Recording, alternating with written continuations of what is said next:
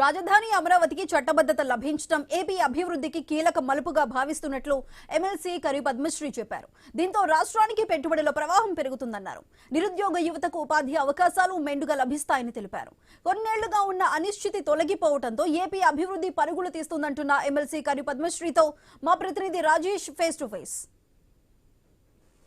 ఆంధ్రప్రదేశ్ కళల రాజధాని అమరావతి చట్టబద్ధంగా ఆమోదించారు. ఇటువంటి నేపథ్యంలో ఏపీ ప్రజానికం ప్రతి ఒక్కరూ రాజధాని అమరావతి ఎప్పుడు ఆమోదిస్తారని చెప్పి ఎంతోమంది వెయ్యి కళతో ఆశించిన ఆశ ఈరోజు అమరావతి రాజధానిగా ఆమోదించడంతో ఎంతోమంది ప్రజానికం ఏపీ ప్రజానికం హర్షం వ్యక్తం చేస్తున్నారు.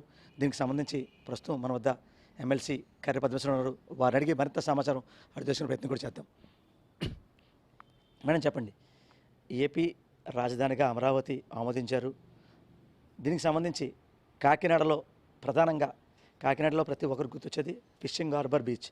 ఆ బీచ్లోనే మీరు ఎంతోమంది మహిళలు కాకినాడ ప్రజానీకంతో సంబరాలు చేసుకున్నారు. అంటే ఈ అమరావతి రాజధానిగా ఆమోదించడం మీకు ఎలా అనిపిస్తుంది? అమరావతి ఆంధ్రప్రదేశ్కు కళలు రాజధాని అని చెప్పాలంటే మనకు తెలుసు 2019 నుంచి 2024 వరకుని ఎవరైనా అడిగితే మీ ఆంధ్రప్రదేశ్ రాజధాని ఏంటి అని అంటే పెద్దల దగ్గర నుంచి పిల్లల వరకు కూడాని అయోమయం స్థితిలో చూసేవారు. మన రాజధాని అడుగుతున్నారు, దానికి ఏంటి మనం ఏమని చెప్పాలి అని చెప్పి. కానీ ఈరోజు మన గౌరవ ముఖ్యమంత్రి నారా చంద్రబాబు నాయుడు గారు, డిప్యూటీ సీఎం పవన్ కళ్యాణ్ గారు, అలాగే మంత్రివర్యులు నారా లోకేష్ గారు కృషితో ఈరోజు మనం అమరావతిని మనం చట్టపరంగా మనం రాజధానిగా మనం తెచ్చుకోగలిగాము. ఇది డెసిషన్ వచ్చిన తర్వాత మన రాష్ట్ర ప్రజలే కాదు, దేశమే కాదు, అంటే ప్రవాసాంధ్రులు అంటే ఎన్ఆర్ఐలు మన తెలుగు ప్రజలు కూడా ప్రపంచం అంతా ఎక్కడెక్కడైతే ఉన్నారో వాళ్ళందరూ కూడా హర్షం వ్యక్తం చేశారు. మరి మా ఆనందాన్ని ప్రజలతో పాటు పంచుకోవాలి అంటేనే కొంచెం డిఫరెంట్గా ప్లాన్ చేసి మనకు ఫిషింగ్ హార్బరు అంటే సముద్రం అక్కడ అలలు ఆ వాతావరణంలోని సెలబ్రేట్ చేసుకోవాలని చెప్పి అనిపించింది. అలాగే మేమందరూ అంటే కూటమి నాయకులు అందరూ కూడా వచ్చాం. అంటే టీడీపీ నుంచి, జనసేన నుంచి, బీజేపీ నుంచి అందరూ కూడా చాలా ఉత్సాహంగా ఉల్లాసంగా మనకి అమరావతి వచ్చినందుకు సెలబ్రేషన్స్ మేము చేసుకున్నాం. మేమైతే చాలా చాలా హ్యాపీగా ఉన్నామండి. అంటే మనం చూస్తున్నాం అంటే ఏవైతే ఈ అమరావతి సంబంధించి ఈ పార్లమెంట్లో 2 సభల్లో కూడా ఆమోదించడం. అయితే ఇదంతా కూడా అంటే ఎప్పటి నుంచి కూడా 2014 నుంచి 2019లో చంద్రబాబు గారు అమరావతికి సంబంధించి 30,000 ఎకరాల పైబడి కావాలి, ఇదంతా కూడా అభివృద్ధి చేస్తే ఒక ఉద్యోగ అవకాశాలు ఖచ్చితంగా కలుగుతాయని చెప్పడం.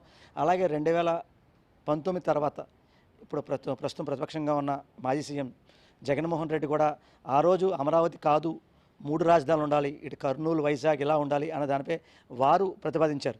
ఎట్టకేలకి ఈరోజు అమరావతే రాజధానిగా ఆమోదించడం, దీనివల్ల అంటే పరిశ్రమలు రావడం, దీనివల్ల ఉద్యోగ అవకాశాలు కలిగే అవకాశం ఉందంటారా?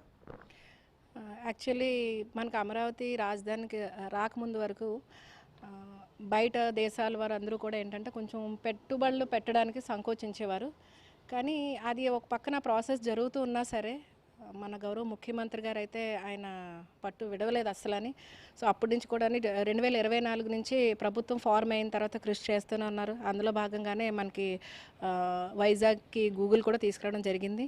మరి మన అమరావతి వచ్చిన తర్వాత మేమందరూ ఆశిస్తున్నాం తొందరలోనే చాలా బయట నుంచి దేశాలందరూ కూడా పెట్టుబడులు పెడతారు, బోల్డన్ కంపెనీలు వస్తాయి, డెవలప్మెంట్ జరుగుతుంది, అలాగే ఎంప్లాయ్మెంట్ కూడా చాలా ప్రొవైడ్ చేయడం జరుగుతుంది. అలాగే ఎడ్యుకేషన్ ఇన్స్టిట్యూషన్స్ దగ్గర నుంచి అన్నీ కూడా అంటే ఒక కొత్త ఊరు, ఒక కొత్త సిటీ రూపుదిద్దుకుంటుంది. సో మేమందరూ కూడా చాలా హ్యాపీగా ఉన్నాం. అలాగే మన గౌరవ ముఖ్యమంత్రి మీద గారు కూడా మాకు పూర్తి నమ్మకం ఉన్నదండి. అంటే మనం చూస్తున్నాం అంటే ఓ మహిళగా అంటే ఏపీ ప్రజానికం ఆంధ్రప్రదేశ్ ప్రభుత్వం ఖచ్చితంగా మహిళ పక్షాన ఉంటుంది, మహిళకు గౌరవిస్తారని చెప్పి వారు చెప్పడం జరిగింది. ఈరోజు ఓ మహిళా ఎమ్మెల్సీగా మీరు ఉన్నారు. ఈ రాజధాని ఆమోదించడం, మీరు ఇంత మహిళలతో కానీ లేకపోతే స్థానికులతో కానీ మీరు సంబరాలు చేసుకోవడం మీకు ఎలా అనిపించింది? గౌరవ ముఖ్యమంత్రి గారు అయితేనే మహిళల పక్షపాతం అని చెప్పొచ్చు. ఎందుకంటే ఏ పథకం కూడా డిజైన్ చేసినా కూడా అది ఫస్ట్ మహిళలకే ఉంటుంది. సో అందులో భాగంగానే డ్వాక్రా సంఘాలు కూడా వచ్చాయి. ఇప్పుడు సంబరాలు జరుపుకోవడం అంటే విమెన్ హ్యాపీనెస్ అంటే మహిళ అంటే రాష్ట్రంలో మహిళ ఆనందంగానే ఉంటేనే రాష్ట్రం ఆనందంగా ఉంటుంది. మనం చూసాం గతంలోని అమరావతి కోసం రైతులు మనకి భూమి ఇచ్చినప్పుడు అది కుదరదు ఇలాంటి అంటే రకరకాల అవిగేషన్స్ ఇవన్నీ తెచ్చినప్పుడు లాస్ట్ ప్రీవియస్ ప్రభుత్వంలో ఎంతోమంది మహిళలు ముందుకొచ్చి ధర్నాలు అది కూడా చేయడం జరిగింది. సో వాళ్ళందరూ మహిళలు ముందుకొచ్చి వాళ్ళ తల్లిని, వాళ్ళ అమరావతిని, వాళ్ళ రాజధాని కోసం అని చెప్పేసి ముందు అడుగు మహిళలు వేశారు. సో అక్కడ అడుగు వేసిన ప్రతి మహిళకు కూడా మేము శిరస్సు వంచి నమస్కారాలు తెలియజేస్తున్నాం. ఎందుకంటే మీ అందరి కృషి, అలాగే మన గౌరవ ముఖ్యమంత్రి గారి కృషి ఉన్నదండి. సో విమెన్ అయితే చాలా హ్యాపీగా ఉన్నారు. అలాగే రాబోయే రోజుల్లో మన గౌరవ ముఖ్యమంత్రి గారు 33% రిజర్వేషన్ కూడా మహిళలకు అని చెప్పేసి డిక్లేర్ చేయడం జరిగింది. సో మహిళా నాయకురాలు కూడా అందరూ కూడా ఎక్కువ అవుతారు. ఎందుకంటే మనకి విమెన్ ఒక ప్రాబ్లమ్స్కి సొల్యూషన్స్ తీసుకురాగలరంటే డెఫినెట్లీ విమెన్ లీడర్స్ ఉండాలని భావించిన గౌరవ ముఖ్యమంత్రి గారు తొందరలోనే ఈ రిజర్వేషన్ కూడా తీసుకొస్తారు, ఫుల్ఫిల్ చేస్తారని ఆశిస్తున్నాం.